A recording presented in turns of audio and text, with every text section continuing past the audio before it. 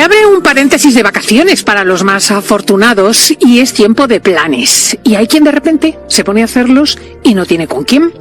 Y entonces estas circunstancias te remueven por dentro. Y entonces este tiempo de compañía y de sociabilidad se convierte en un tiempo de soledad. Especialmente para muchos mayores puede ser un momento duro. Y dice Marian Rojas Estapé que merece la pena echar un vistazo al cerebro en esta circunstancia. La pregunta de hoy es: ¿qué pasa en el cerebro cuando nos sentimos solos? Marian Rojas, muy buenos días. Buenos días, Cristina. ¿Qué tema me sacas hoy? Pero bueno, era un tema que quería yo también incidir en ello desde hace tiempo. Bueno, es que quizá una de mis mayores preocupaciones que tengo yo ahora mismo es este tema de la soledad. La sensación cada vez mayor del ser humano de sentirse solo. Es que es verdad que cada vez existen más factores que nos conducen a una sensación de soledad y aislamiento. Por mucho que estemos cada vez más conectados, la sensación es más de porque las redes sociales, estás pero no estás, el tema de pues hay pocos hijos, la gente que es muy mayor y muy sola, se rompen muchísimas parejas, hay un distanciamiento, luego la pandemia que ha hecho los estragos que ya conocemos. Entonces, la soledad es un tema súper importante. En el año justo desde la pandemia, el cirujano general de Estados Unidos, el doctor Murthy, escribió un libro que se llamaba Juntos, el poder de la conexión humana. Es un libro muy interesante, un poco técnico, pero en el que explica exactamente qué pasa en el organismo en la soledad. Es decir, qué está sucediendo en nuestro cerebro, en nuestro organismo, en la sociedad, qué pasa en grupos. Estados Unidos se tiene todo un tema de aislamiento, de mucha gente sola, familias muy desestructuradas, y que esto se está convirtiendo en un problema muy grande. Verdaderamente es sorprendente, porque se supone que es la época de las grandes comunicaciones sociales. Me llama la atención que digas que tiene también una réplica fisiológica en el organismo. Bueno, mira, te voy a contar. El doctor Donovan de Harvard en el año 2017 publicó un estudio de 79 adultos que se les había preguntado sobre cómo se sentían de solos, su vida, etcétera. Y se les midió el amiloide que tenían en el cerebro. El amiloide es lo que está presente en el Alzheimer. Y se ha descubierto que casi todas las personas que han comenzado con Alzheimer tenían sentimientos de soledad. Tú ten en cuenta, Cristina, que la soledad no se mide. Es muy difícil medir la soledad, porque tú puedes estar acompañado, estar en pareja, pero sentirte muy solo. Y tú puedes estar muy solo, paseando por la vida, y tener sensación de bienestar y de buena autoestima. Por lo tanto, la soledad se ha convertido en una vara muy difícil de medir. En Gran Bretaña, en Japón, en Australia, en Nueva Zelanda, está el problema que existe con esto, que se ha creado ministerios dedicados a la soledad. Es decir, hay ministerios dedicados a analizar quiénes son los rangos de personas por edad que son más vulnerables, los enfermos, las viudas, la gente, pues las madres solteras, lo que sea, los discapacitados, pero esa sensación de soledad. Y se ha ido estudiando. ¿Qué pasa? Que esto es brutal, Cristina. Sentirse solo, sentirse abandonado, activa el estado de alerta del organismo. Es decir, cuando tú te sientes solo o abandonado, tu organismo se mete en modo alerta. Para mis oyentes, que espero que todos lo sepan, se activa ese cortisol. Es decir, mi organismo entra en miedo, entra en esa sensación de supervivencia. Si encima esto se alarga en el tiempo, inflamación, deterioro de la salud, ten en cuenta que más de la mitad de las personas que se suicidan, que el acto es consumado, esas personas no tenían ningún diagnóstico de trastorno psiquiátrico, pero todas ellas se sentían solas. Es decir, la soledad está presente en todas las depresiones, en gran parte de las enfermedades neurodegenerativas, en gran parte de las enfermedades crónicas, por supuesto, en enfermedades psiquiátricas. Y tener esto en cuenta y tratarlo como un tema de salud pública. Es decir, a mí me parece que es un tema que debería, ojalá en algún momento en España también entre esto, como analizar, estudiar. En Estados Unidos, el doctor Murthy en su libro dice que él lo llama hambre de compañía. Mi padre en consulta lo llama el síndrome de la vida vacía, ¿no? Es decir, que son las personas que vienen a la consulta que están mal, pero que lo que te das cuenta es que se han quedado profundamente solos o tienen una sensación brutal de aislamiento. No conectan con la pareja, con los padres, con la familia, en el trabajo. De hecho, en Japón tienen síndrome siempre con nombres curiosos por el japonés, Takotsubo, que tiene un nombre que por favor nadie se acuerde de él, pero que significa literalmente el síndrome del corazón roto, y fue descrito en 1990, que asocia la pena del corazón, me siento abandonado, me siento solo, me siento aislado, y esa es una pena tan abrumadora porque he perdido a un ser querido, porque estoy en pleno duelo, porque me han abandonado, me siento abandonado. Y se ve cómo esto tiene efectos en la salud cardiovascular, en el estado inflamatorio del organismo, por supuesto en la microbiota, en el aparato intestinal, y puede activar enfermedades. Es decir, en el momento que sabemos que el dolor social, la soledad tiene este nombre, el dolor social, activa zonas del cerebro, activa el circuito cingulado anterior, la ínsula, genera cortisol, me mete en modo estrés. Si eso se mantiene en el tiempo, activo síntomas o enfermedades físicas y psicológicas. Y esto tenemos que saberlo, Cristina. Entonces, seguro que algún oyente está pensando, pues yo me siento solo o me he sentido solo en etapas de la vida. Claro, yo tengo ahí dos preguntas. Una, bueno, casi una corroboración, porque esto significa que el síndrome del corazón roto, sobre el que hay literatura, hay cuentos, ¿no?, de personas que han perdido al amor de su vida, etcétera, existe. Quiero decir que uno puede llegar a enfermar y a morir por esto. Entiendo. Sí. O sea, es decir, sentirse ese desgarro emocional porque perdemos sensación de pertenencia a la pareja, a la familia, a la sociedad, al grupo donde yo estaba, eso tiene un impacto desgarrador en nuestro organismo, en nuestra psicología, en nuestras emociones, pero también en nuestro cuerpo. Y esto está muy descrito, Cristina, sí. Claro, y lo otro sería si esto responde a una objetividad o puede ser una cuestión absolutamente subjetiva. Quiero decir, cuando tú te encuentras con un paciente así, tienes que indagar porque no le quieren o sencillamente él se lo imagina.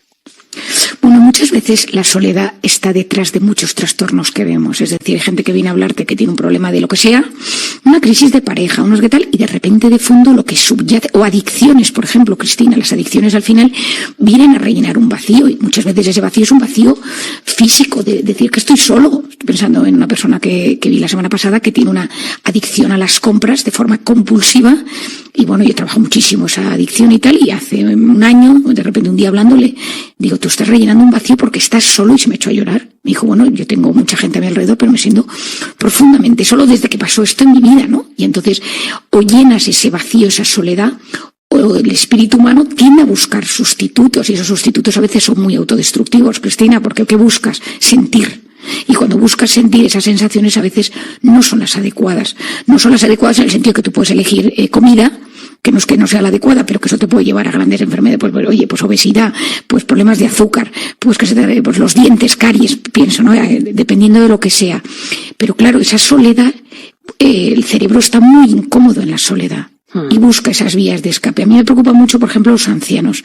En un mundo tan modernizado, los ancianos están completamente desintegrados, están muy solos. El otro día estoy pasando por un supermercado y entré a comprar un pescado porque vi que estaba en descuento, y entonces de repente veo a unos señores que piden, y entonces dice, hay que apuntarse, bajarse la aplicación del supermercado, pedir no sé qué, bueno, una historia, ¿no? Yo ya me fui y dije, bueno, ya no me da la vida para bajarme ahora la aplicación. La aplicación del supermercado. La aplicación una especie de barrio que tiene una especie de aplicación, no sé qué. Y entonces de repente, claro, el señor mayor decía, es que yo no sé hacerlo. Y le decía, pues entonces, claro, y tú tenías que ver la cara de sensación. Me dio una pena el señor. Le dije, yo le acompaño a otro supermercado a comprar un pescado más sencillo, ¿no? Le digo, pero bueno, ellos habían activado esto, todos chicos, joder, una cosa estas de startups y tal, que me parece estupendo, pero la gente mayor se siente muy sola, porque se da cuenta que tú estás hablando con tu hijo, tu nieto, estás en un supermercado, todo el mundo está mirando el móvil, y sabemos hoy en día esto, bueno, tú sabes que hoy le hemos puesto nombre a todo, ningún foneo, que es ignorar a alguien mientras miras el móvil, que esto le hemos puesto los psiquiatras y psicólogos, le ponemos nombre a todo. Uh-huh. Y en el año 2016, una profesora de Estados Unidos, Naomi Eichenberger, hizo un estudio en el que dijo, oye, vamos a intentar que toda esta gente que se siente tan sola, vamos a intentar que haga cosas por los demás. Vamos a ver qué pasa en su cerebro para poner a esta gente. De hecho, yo utilizo mucho en terapia el voluntariado. Gente que se siente muy sola, que de repente o se apunte a algo, cantar en grupo, actividades, pues club de lectura, tema de cine, cineforum, cosas, actividades, ir a la montaña, salir en bici, donde te sientes con gente o hacer y voluntariado. De hecho, se ha visto que en el año 2017 un estudio que se publicó que un grupo de viudas que hacían voluntariado y viudas que no lo hacían, y si vio sus niveles en sangre, sus parámetros inflamatorios, su estado de ánimo. Entonces yo pienso que cuando te sientes solo, salir de ti mismo y buscar algo que hacer al menos palía momentáneamente esa sensación. ¿Y estas viudas examinadas daban parámetros distintos según realizasen o no estas actividades? Sí. Es decir, es que eso es una cosa que me parece brutal. Entonces, hay estudios que se ha visto en madres con síndrome de Down que se sienten acompañadas y que se sienten solas, y como son hasta sus telómeros, son los capuchones de los cromosomas. Es un estudio que fue muy potente en su momento, y de hecho la que lo llevó a cabo ganó el premio Nobel.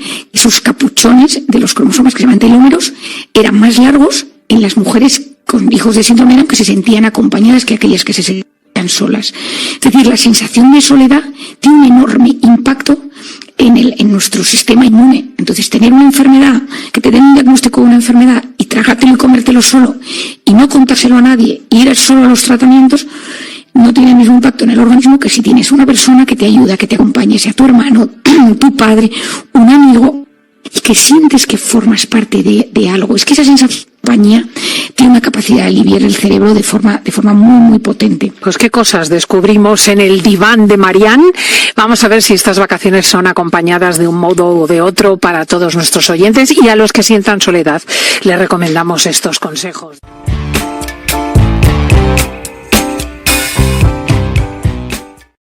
Seguro que recuerdas a Jack Nicholson en la película Mejor Imposible.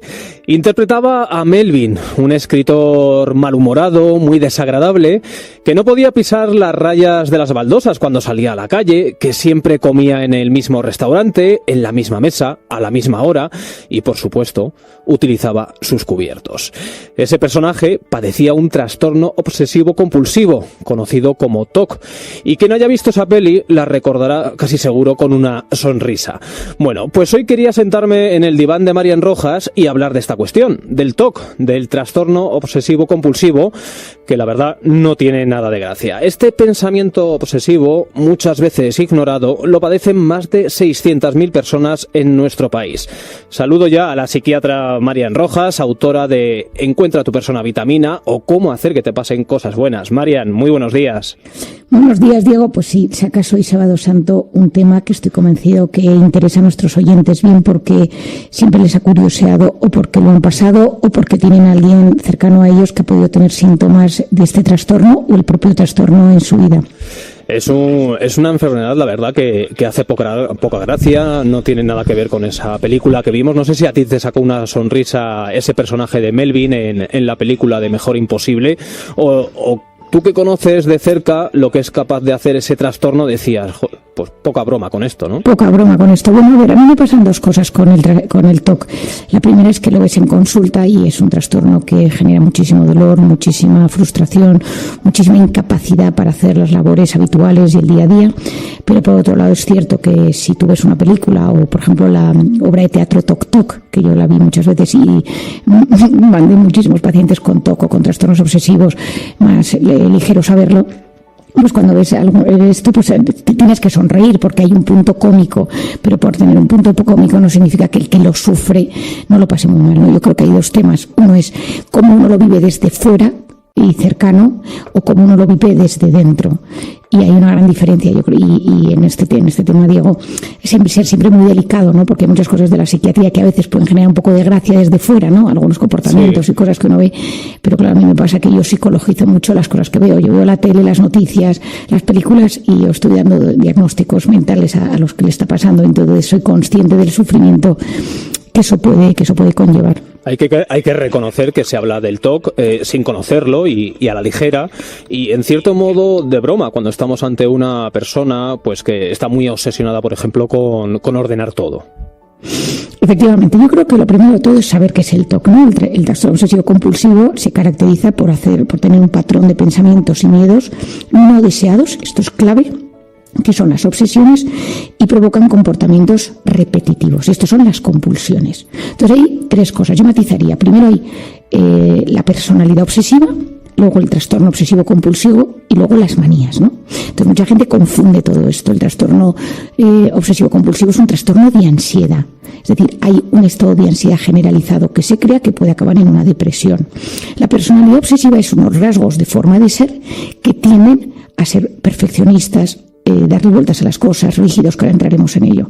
Y las manías son rituales que tenemos todos tenemos manías, pero la diferencia con el trastorno obsesivo compulsivo es que esas manías no nos incapacitan, nos generan pues mucha paz realizar nuestro ritual de manías, que puede ser cómo te desmaquillas, cómo cierras la puerta, cómo ordenas tus cosas, cómo tienes tu mesa del despacho, pero si no la tienes exactamente como te gusta, no sufres. La persona que tiene un trastorno obsesivo compulsivo, que está ordenando su casa y de repente tiene que salir por cualquier cosa, si no la ha dejado ordenada, o no sale de casa o se va sufriendo. La persona que tiene una manía sale de casa un poco incómoda, pero a los 2 minutos se le ha pasado.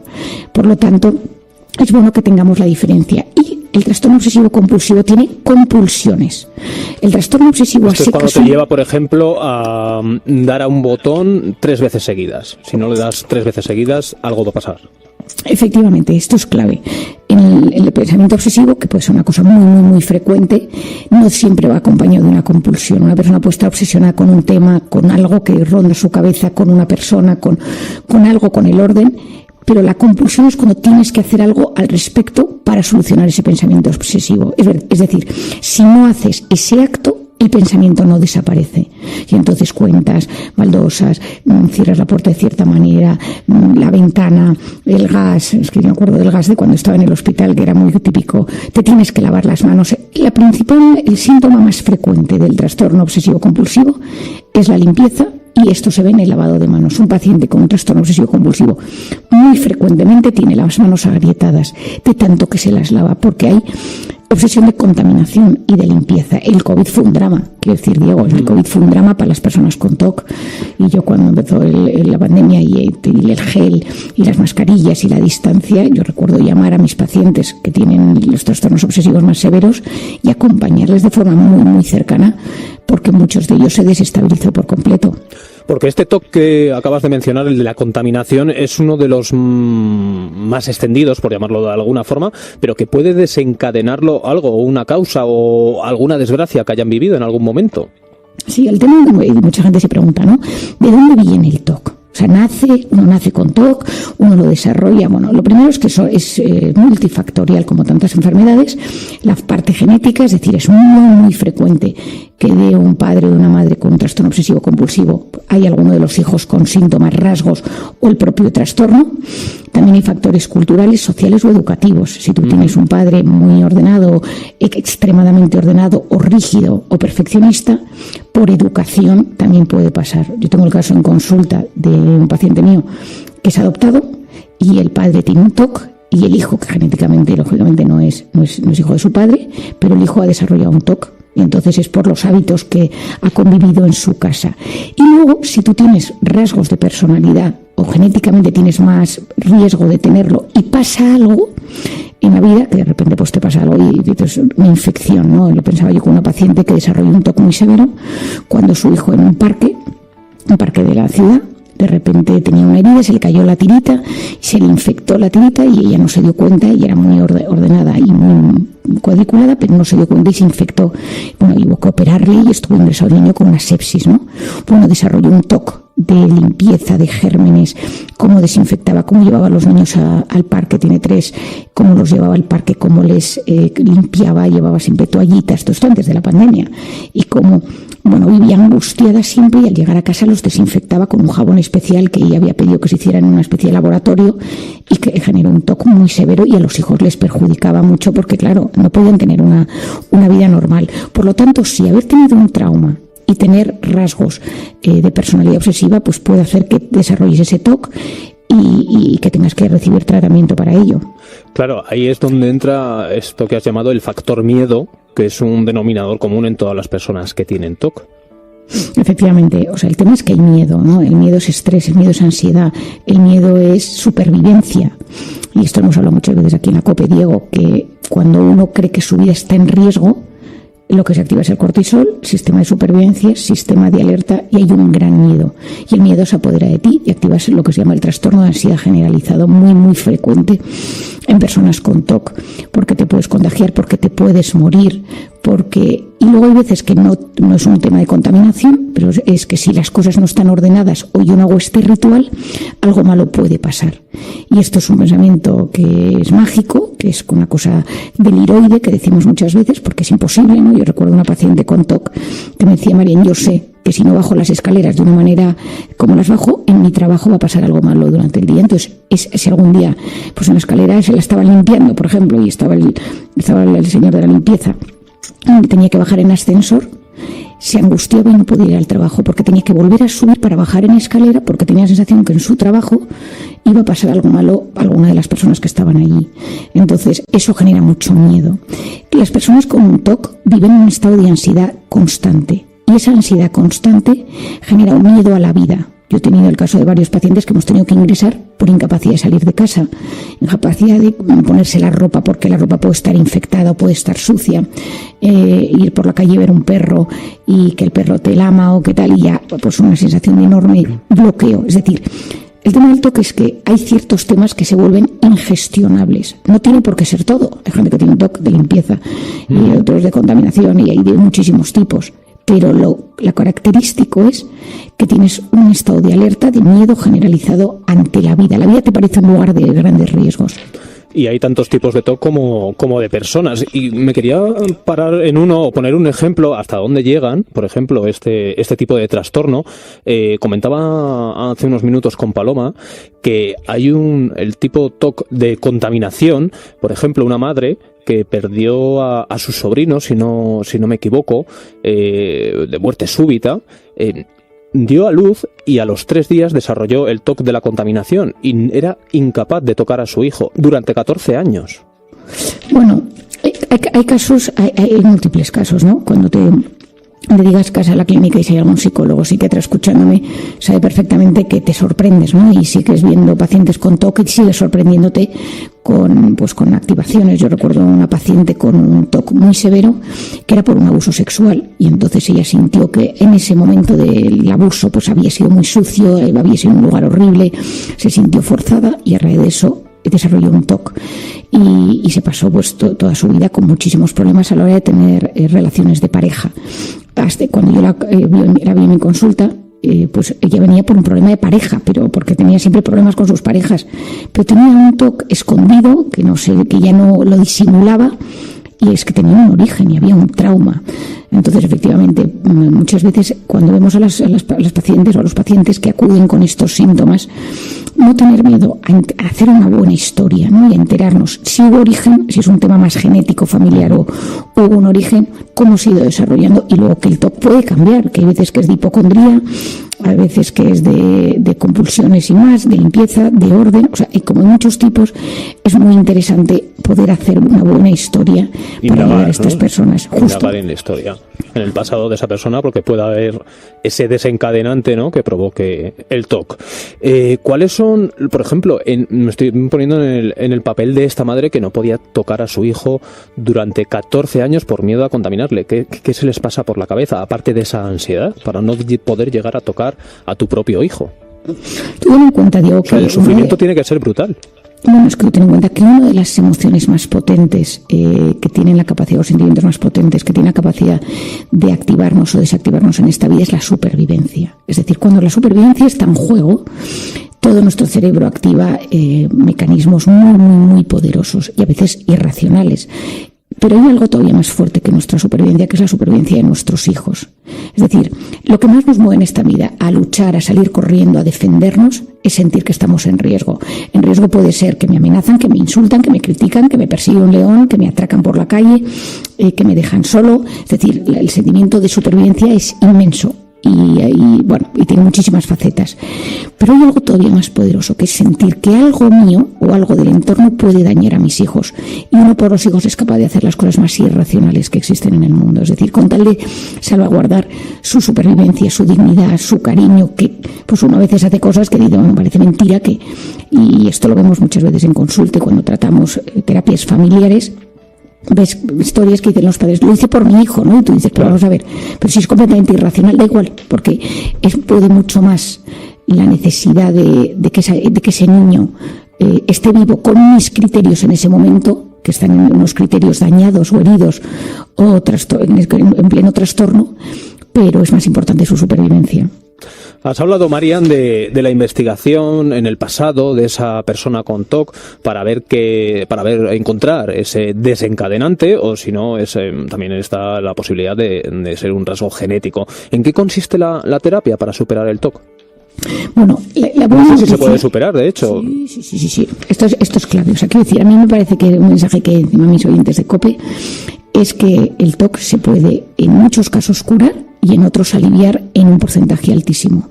No significa que sea una terapia fácil, pero mi experiencia, y de hecho estoy segura que hay una paciente mía a la que tengo mucho cariño que me está escuchando, que se ha curado. O sea, quiero decir que yo siempre pensaba que se aprendía a convivir con ello de la mejor forma posible, pero hay pacientes que casi se curan al 100%, o al menos lo tienen desactivado con esa intensidad con la que vivían de forma tan miedosa, ¿no?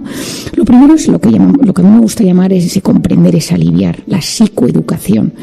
Tú vienes a un paciente con esto y le explicas lo que está pasando. Esto es un trastorno de la personalidad o esto es un trastorno obsesivo-compulsivo, esto te genera ansiedad, esto se originó aquí, los síntomas que tú tienes son estos, pasa esto, la compulsión, la idea, por ejemplo, que viene en tu cabeza. No te lo he dicho, Diego, pero hay un tema del trastorno que es las fobias de impulsión, que son pensamientos intrusivos en los que crees que vas a hacer daño a alguien, ¿no? Y las fobias de impulsión son muy angustiosas y hay mucha gente que lucha toda su vida contra esos pensamientos y a veces realiza acciones para evitar tener esos pensamientos, ¿no? Si toco esto, si digo tantas palabras, si sumo, si resto, si multiplico. Es decir, que es explicarles. La gente se siente muy aliviada cuando sabe que esto tiene un significado bioquímico, neurofisiológico, neurocientífico, psiquiátrico, psicológico, y que la persona que te lo está contando, tú dices, sí, yo sé lo que es esto tiene solución, esto se trata, y te voy a decir cómo. Esa psicoeducación, ese comprender, ese aliviar es clave.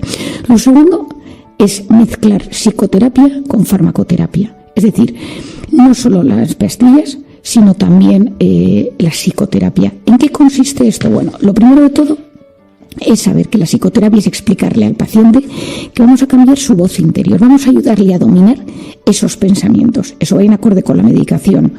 Hay varios tipos de pastillas que funcionan, se pueden combinar, los psiquiatras las conocemos bastante bien.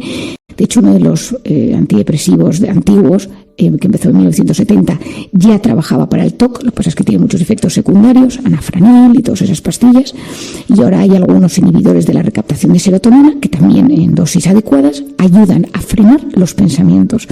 En el TOC hay tres cosas que, en mi opinión, a nivel farmacológico. La primera es cómo entra el pensamiento, la segunda es la angustia que produce y la tercera es la compulsión.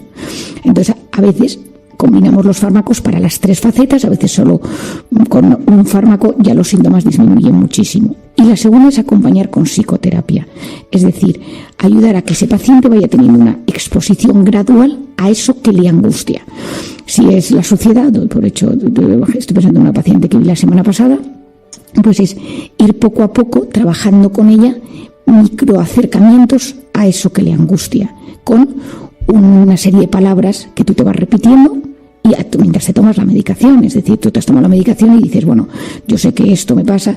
Cuando nosotros nos tratamos, nos hablamos, nos decimos las cosas desde la salud, desde saber que confío en que esto me está ayudando, hay una sensación de menos miedo. Te voy a dar un ejemplo que es mucho más light, pero es la gente que tiene miedo a volar, ¿no? Por ejemplo, bueno, pues digo, un día te lo quitamos, el miedo a volar. Es el candidato ideal, Diego, pues el miedo a volar. Irracional siempre, totalmente, ¿eh? Lo reconozco. Sí, pero bloquea. Entonces, yo recuerdo una de mis mejores amigas. Y genera una ansiedad los días previos a coger el avión que no te puedes imaginar. Yo volé con una de mis mejores amigas en vuelo a Italia y le di un ataque de ansiedad en el avión y digo, bueno, entonces vino la azafata y digo, no se ha traído la psiquiatra para atenderle aquí en directo. Pero, por ejemplo, yo cuando a una persona le ayudo a volver a volar, no le hago hacer Madrid-Brasil. Yo una de las cosas que hago es vas a empezar a ver una peli de aviones. Tampoco le hagas volar a Bilbao, por ejemplo, ¿eh? No, pero le hago ir al aeropuerto. El aeropuerto tiene tela de Bilbao. No, pero vas haciendo acercamiento, exposición gradual. Es decir, no puedes, una persona, hay mucha gente que en la antigua educación pensaba que a pelo lo que te cuesta, y esto ha hecho muchísimo daño, porque entonces el cerebro se bloquea el doble. Pero la exposición gradual a ese factor estresante con MDR por un lado, que yo lo utilizo muchísimo, que es esta técnica para desactivar traumas o situaciones de estrés, más el tratamiento farmacológico y más el pensamiento cognitivo que te va repitiendo, pues ayuda muchísimo. Y la realidad es que pequeñas victorias generan un subidón de autoestima brutal.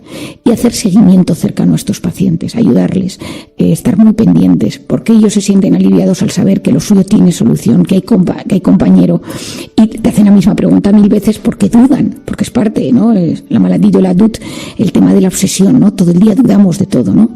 Y ayudarles a gestionar tanto el pensamiento como la ansiedad que les produce el pensamiento y la compulsión que está asociada a ello. Te quería preguntar por último y muy rápidamente, Marian, ¿por qué el papel de la familia es vital en la recuperación de una persona con TOC?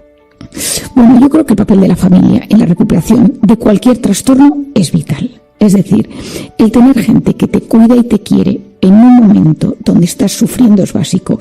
Y bueno, Diego, esto no me lo has oído mucho, pero en un momento de miedo, en un momento de angustia estás intoxicado de cortisol. Y si la familia es vitamina, que digo yo, que si la familia es gente que te cuida, si me dices que vivo con mi suegra, que es terrible, ¿no? Y es la que me está cuidando, pues entonces no.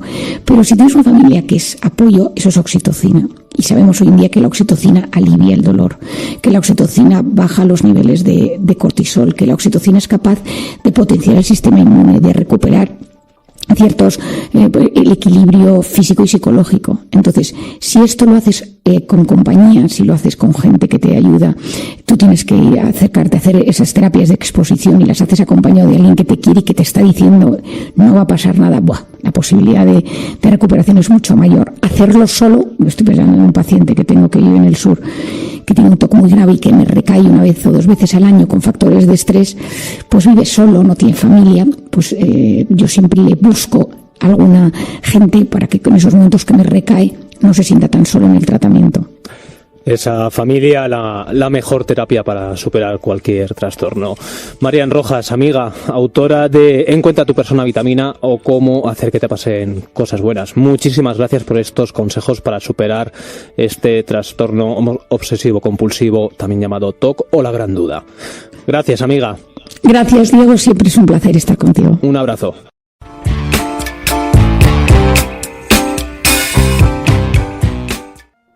Que los psiquiatras muchas veces nos dedicamos a investigar solo las cosas malas del cerebro y del comportamiento. Esto es como las noticias de las 3, ¿no? Efectivamente, todas son dramáticas, o sea, no hay una noticia buena. Entonces a mí me parecía interesante, en un momento dado, investigar qué pasaba en el cerebro de la gente que disfrutaba, que era más feliz, en la gente que las cosas le salían bien. Es decir, transformar la psiquiatría no solo en un estudio o en una forma de tratar a la gente que sufre, sino también una forma de investigar a los que parece que las cosas les van bien, a los que parece que le pasan cosas buenas.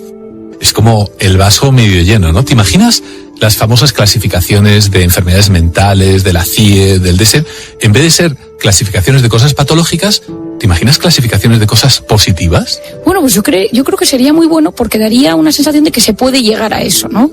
Y yo creo que al final ser feliz es la capacidad que uno tiene de conectar con lo bueno y disfrutarlo, y cuando llega lo malo gestionarlo. Y todos en esta vida tenemos cosas buenas cada día que nos suceden y cosas malas, y el tema es cómo gestionamos lo bueno y lo malo. Doctora, ¿se puede entrenar el cerebro para ser feliz? Bueno, totalmente, es que se puede aprender, hay una neuroplasticidad cerebral. ¿Con un aplomo? ¿Eso se puede aprender? ¿La has ofendido? No, la has ofendido. ¿Cómo sabes esto? La has ofendido. Bueno, es que hoy la neurociencia ha avanzado mucho.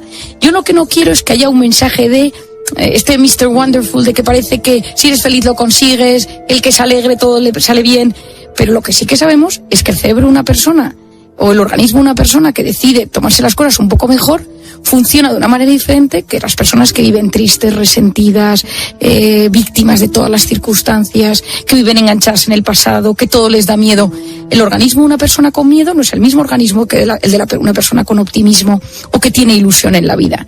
Y cuando el organismo cambia, cuando los telómeros, que son los capuchones de los cromosomas, se modifican, cuando ves que el sistema inmune de una persona que sufre es diferente que el de una persona que disfruta, pues te das cuenta que mente y cuerpo están muy unidos y que tu actitud en la vida, y yo me digo que la actitud es la voz interior, Sí. y la actitud que tú tienes en la vida sabemos que influye mucho en el resultado de las mismas. Entonces, ¿todo el mundo puede ser feliz o no? No, yo digo que feliz, al final, la palabra feliz está tan dicha, está tan manida, que hasta le he cogido un poco de manía. O sea, por eso digo cosas buenas, ¿no? Es decir, disfruta de las cosas buenas, sea alegre.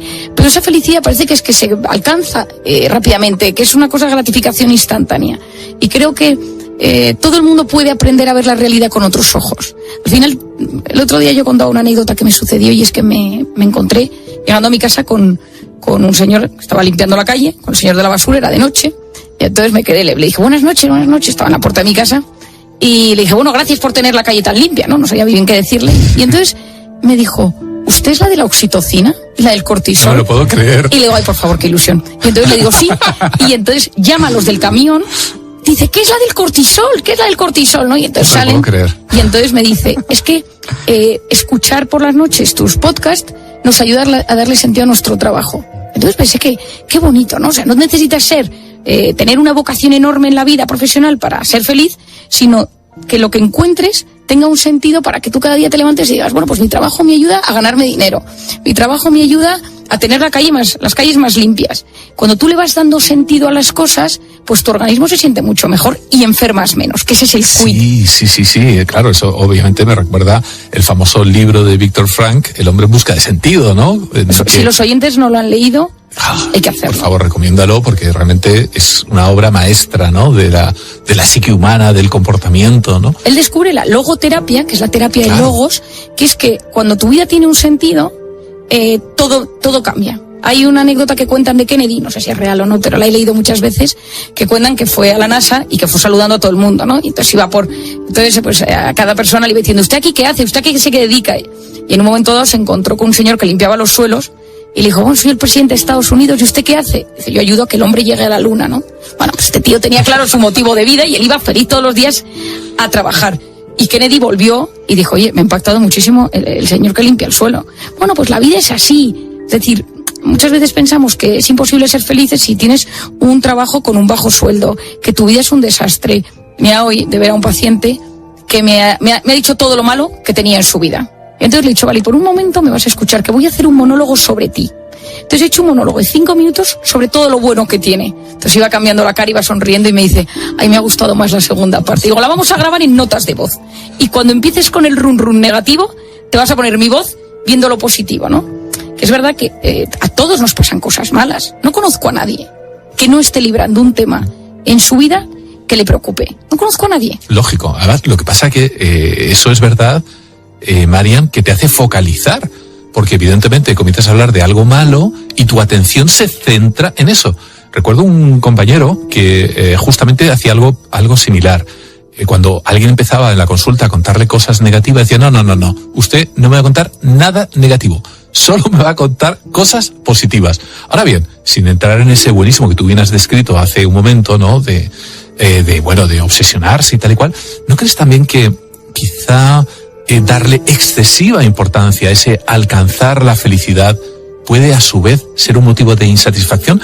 No sé si te pasará a ti, pero yo veo también en la consulta pacientes que comentan cosas como, sí, claro, porque no soy siempre feliz y yo prácticamente he nacido para ser feliz, ¿no? Un poco exagerando esta última parte. No, pero tienes toda la razón.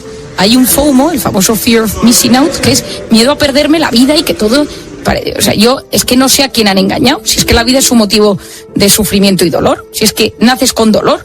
Es decir, el dolor y el sufrimiento nos acompañan toda la vida. El tema es saber que en medio de las durezas de la vida, la enfermedad, la muerte, los problemas económicos, los sufrimientos del día a día, tú aprendes a gestionar eso y encuentras incluso momentos de alegría y de placer. A pesar de todo. A pesar de todo. Pero lo malo es cuando piensas, a mí hay gente que me dice, después de haberlo pasado muy mal, etapa muy buena, ay, Marian, prométeme que no me van a poder volver a pasar cosas malas, que no voy a volver a sufrir. No te lo prometo, va a llegar, pero tienes herramientas, has aprendido para que cuando llegue lo malo lo sepas gestionar. Que yo creo que un poco la educación ahora mismo debería ser tanto alcanza la felicidad, esto te va a hacer feliz, sino ten herramientas para que cuando llegue lo bueno seas capaz de disfrutarlo. Todos conocemos gente que le viene algo bueno y dice, no me fío, no te confíes, espérate, a ver cuánto dura, y que cuando llega lo malo se bloquea, se hunde, intoxica el ambiente de esa negatividad. Es que mucha gente cree que es injusto que le suceda algo malo. Que es injusto, como que no es propio de la vida, como yo no me merezco eso. Y yo también les digo, pero ¿cómo que no se lo merece? Es que las cosas vienen, está en tu habilidad de manejarlo más bien. Bueno, yo creo que esto se debe a dos cosas. La primera es que hay que estudiar historia. Empieza a estudiar y te vas a dar cuenta que a lo largo de la vida siempre ha habido circunstancias dolorosas, traumáticas en todas las personas del mundo. Es decir, te vas a la peste, te vas a las guerras, siempre ha existido el dolor. Y lo segundo es que este telefonito que ya tenemos todos a nuestro lado nos enseña constantemente gente que se lo está pasando fenomenal. Instagram, TikTok, gente que baila, gente que disfruta, gente que se ríe. Y esos chispazos de dopamina, de los que tantas veces hemos hablado, que te generan ese bienestar instantáneo. Y te dan esa sensación placentera, esa gratificación instantánea de ahora estoy bien, ahora estoy bien, ahora estoy bien. Y tú engañas al cerebro en esa felicidad light a golpe de clic, que no es real, que es fake. Más fake que eso no hay nada. Y esos chispazos de dopamina generan un gran vacío. Entonces tú estás constantemente viendo aquí en la pantalla que la gente guapa, con ropa ideal, veraneando en sitios. Buscando el subidón. Buscando el subidón. ¿Cuándo cogemos el teléfono? Pensémoslo. En dos momentos.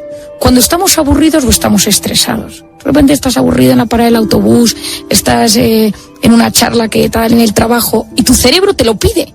Y tú te metes y tienes ese subidón momentáneo. ¡Pum! Chispazo. Estás estresado, te has enfadado con tu marido, mujer, hijo, yerno, jefe y ¡pum! Teléfono. Te metes en el portal de noticias, de deportes, de YouTube, de Instagram, de compras y tienes ese subidón. Entonces tú a tu cerebro le enseñas que siempre que está aburrido y siempre que está estresado hay una vía escape rápida para salir de esa circunstancia. Y no le enseñas ni a aburrirse, que es clave en la vida, porque es cuando te aburres que creces, que conectas con tu interior, que te haces las grandes preguntas de la vida, que pasas al sistema nervioso parasimpático donde tu organismo se repara. ¿Y el estrés? Es que dejas de gestionar el estrés. Y entonces quien no gestiona el estrés en el siglo XXI se hunde. Pues tú te engañas a ti mismo que hay un mecanismo rápido, pum pum, de felicidad instantánea. Digo felicidad por decir de placer instantáneo. Y a la larga genera un gran bajón. Leía a Gaón el otro día que España es el país de Europa que más psicofármacos toma. Es una barbaridad, ¿verdad? Yo nunca lo hubiera dicho. Tampoco. ¿Sabes que éramos felices aquí en España? No entiendo o sea, con el sol, el Mediterráneo, la dieta, lo bien que comemos, lo simpáticos que somos. No sé, me sorprendió. Hubiera dicho más los países nórdicos, que tiene otra manera de... Pero claramente hay algo que nos está pasando para que España esté en la cabeza en Europa de psicofármacos. Eso es para hacer otro programa y darle vueltas, porque seguramente además tiene varias vertientes. No es solamente el consumo de fármacos per se, el manejo de la ansiedad, quizá la precariedad, y no voy a meter en temas especialmente ni políticos ni sociológicos, la precariedad de... Pero luego, fíjate, ahí enlazo con lo del aburrimiento y con saber historia, que recuerdo a mis abuelos que obviamente no tenían en aquellos años ni coche, ni se iban a las Maldivas o a la República Dominicana de vacaciones, tenían un sueldo seguramente bastante más modesto que mucha gente hoy en día, y sin embargo, espiritualmente, emocionalmente, eran muy sólidos, vivían muy bien. Quizás la resiliencia, la capacidad de aguante, el manejo de los problemas. Bueno, yo creo que cuando la vida tiene un sentido, y ese sentido es ahí está la clave. Pues las cosas, esto lo decía Víctor Frank, del que hablábamos, cuando la vida no hay sentido, buscas sensaciones. Entonces, cuando no tienes un suelo firme en el que pisar, buscas sensaciones constantes, que es videojuegos, pornografía, compras online, que todo eso... Estímulos neurológicos. Que nosotros los conocemos, tú y yo sabemos cómo son, pero el consumidor compra dosis empaquetadas de emociones constantemente. Esto es como el glutamato monosódico. Totalmente. de las comidas, que te las tomas, ¿no? Y dices, ¡qué rico está! Digo, sí, te están tangando. No está así de rico. No está así de rico. Parece rico, que es distinto. El otro día me tomé un yogur que ponía Sabora, y entonces escribo una Sabora, no sé qué, a piña, ¿no? Y entonces hablo con una amiga mía que es nutricionista y me dice, cuando ponéis sabor, es que no tiene ni un trozo de piña. Claro. Y entonces digo, o sea, claro, me han engañado con el sabor a piña y yo he caído vilmente en la piña que me chifla y he caído en este yogur. Y lo que decías de tus abuelos, yo he hecho mucho voluntariado a lo largo de mi vida que ha cambiado mi vida. Y yo a muchos pacientes, gente bien, que tiene sus trabajos y tal, les recomiendo de repente un mes a la India, a Camboya, a Tailandia. Le digo, es que cuando te plantas en esos países y ves esa gente que consigue el alimento para ese día y la sonrisa que tiene que tú no has tenido nunca, o sea, te das cuenta de la forma de valorar las cosas. Y a veces es bueno, de vez en cuando, irse a sitios a ayudar. Yo es que recomiendo mucho el voluntariado en Madrid o en Camboya, pero lo recomiendo mucho. Yo he trabajado en Mali y allí la gente empieza a reunir dinero desde por la mañana para llegar a la hora de comer y comprarse un poquito de no sé qué con un agua y lo que ellos llaman essence, que suelen ser unos cubitos de tipo con sabor a carne o sabor a pollo, bien revuelto, y poder comer. Y luego, a partir de las 2 de la tarde, empezar a reunir un poquito de dinerito para la cena. Joan Miquel. Yo es que estoy escuchando atentamente a la doctora y me surge un mar de dudas, pero una de ellas, yo es que soy feliz con cualquier cosa, con cualquier cosita, no necesito mucho. ¿Qué me pasa, doctora? Bueno, que probablemente seas un disfrutón, es que esta gente también existe. Bueno, pues ya soy. Es que es el diagnóstico. Este individuo no es patológico. En el diagnóstico que ha dicho Gano al principio, del DSM-5, en ese DSM-5 positivo que vamos a hacer de CIE 10 de las cosas buenas, pues tú saldrías ahí en tu diagnóstico. Ah, mira qué bien. Entonces saldrías como el disfrutón, ¿no? Que es decir, que son esas personas que hay una parte genética, hay otra parte aprendida, vale. Y luego que hay gente que llega un momento que se da cuenta que aprendiendo a disfrutar de las cosas pequeñas, Exacto. Es una rutina, y de repente te metes en eso y dices, oye, que es que se vive bien. Hay gente que me lo critica, ¿eh? Yo tengo mucha gente que me dice, Marian, es que tú dices que la actitud y tal. Y digo, bueno, pues nada, empieza a funcionar al otro lado. Quéjate de todo. Si es que si yo me pongo en modo queja, y ahora me dices tú, Marian, empieza con modo queja, y empiezo a decirte todas las cosas que me preocupan, de las que me quejo, salud, psiquiatría, familia, conciliación de la mujer. No tenemos horas, no hay horas en la radio. Pero al final lo que necesitamos es que lo bueno que vamos teniendo sea capaz de disfrutarlo. Focalizar en lo bueno. El momento más feliz de mi día a día es algo tan sencillo, lo digo con el corazón en la mano, cuando voy a buscar a mi hija al colegio. Me extraña. Y cuando la voy a dejar por la mañana. Es oxitocínico, Gaona, es oxitocínico ese momento. Hemos empezado la entrevista con la pregunta de qué es lo que te hace feliz, doctora. Bueno, yo creo que muchas personas, con el simple hecho de estar sano, para ellos es la felicidad máxima. Bueno, es que mi padre tiene una frase que es genial, que dice, la felicidad consiste en buena salud y mala memoria. Entonces, la lleva diciendo toda la vida. Buena salud y mala memoria. Bueno. Siempre lo dice. O sea, yo la llevo oyendo desde que tenía uso de razón. Entonces creo que la salud, lógicamente, acompaña. Encima yo con todos mis temas de la inflamación hoy en día, digo, es que cuando estás inflamado no disfrutas. Y luego tener una capacidad de olvidar las cosas malas que te pasan. Porque la gente que tiene esa capacidad de acordarse hace 3 días, que me pasó hace 3 años, es que la gente que vive en el pasado lo sufre mucho y lo pasa muy mal. ¿De qué puede depender dar un giro drástico en la vida? De vez en cuando vemos personas que dan un vuelco. Ya sé que es una pregunta difícil, una pregunta un poquito trampa, pero yo he conocido personas que de repente cambian, igual que quien se vuelve creyente, o bien quien descubre algo nuevo. De repente hay personas que hacen chas y giran 180 grados. Yo creo que cuando comprendes, es decir, yo creo que la comprensión de las cosas genera un enorme alivio. Si a ti alguien te dice, levántate todas las mañanas y sonríe, directamente dices, vale, muy bien, es una frase hecha. Cuando de repente tú te das cuenta que la sonrisa activa el músculo orbicular del párpado, que estimula el sistema límbico, te lo explica alguien con gracia y bien, tú dices, oye, que realmente que es que la sonrisa cambia mi microbiota en positivo. No, espera un momento, que esto son palabras mayores. Por eso parte de mi divulgación siempre ha sido en que la gente se entienda. Creo que cuando tú te entiendes dices, bueno, entonces que yo me levante todas las mañanas o que esté todos los días quejándome, esto tiene un impacto directo en mi sistema inmune. El hecho de que yo me pase todo el día el hecho de que yo no perdone, yo hablo mucho del perdón. El perdón, qué importante. Porque en Camboya, en un momento dado yo me rompí como psiquiatra y dije, bueno, entonces todavía no había terminado la residencia. Y yo dije, esto es imposible. O sea, esto es niñas violadas, y unas historias y la trata de mujeres. Y una niña violada, vendida a los burdeles, un día le dije, ¿tú por qué estás tan bien? Y me dijo, ¿por qué he perdonado? Y ella tiene una experiencia brutal con un misionero. ¿Por qué he perdonado? En el que un misionero católico le enseña una imagen de Jesucristo y le dice, ese es el Dios de los cristianos, y a él le entregaron los suyos. Dice, como a mí. Dice, ¿y él cómo lo superó? Dice, porque perdonó. Pero esta niña dice, pues yo tengo que aprender a perdonar. Se vio identificada, ¿no? Entonces ella empieza a hacer el ejercicio de perdón brutal, y entonces en ese ejercicio de perdón se da cuenta que se siente liberada. Y en esa sensación dices que hay que enseñar a perdonar. Entonces yo trabajo mucho el perdón y me da cuenta que el rencor, aparte que sube el cortisol, te intoxica, te inflama, te enferma, te modifica tu cerebro y tu forma de filtrar la realidad. Y tú me estabas diciendo ahora una cosa muy importante, y es, nosotros tenemos que calmar ese tormento de pensamientos negativos muchas veces que surgen en nuestra mente. Y para eso hay que aprender a enfocar la atención.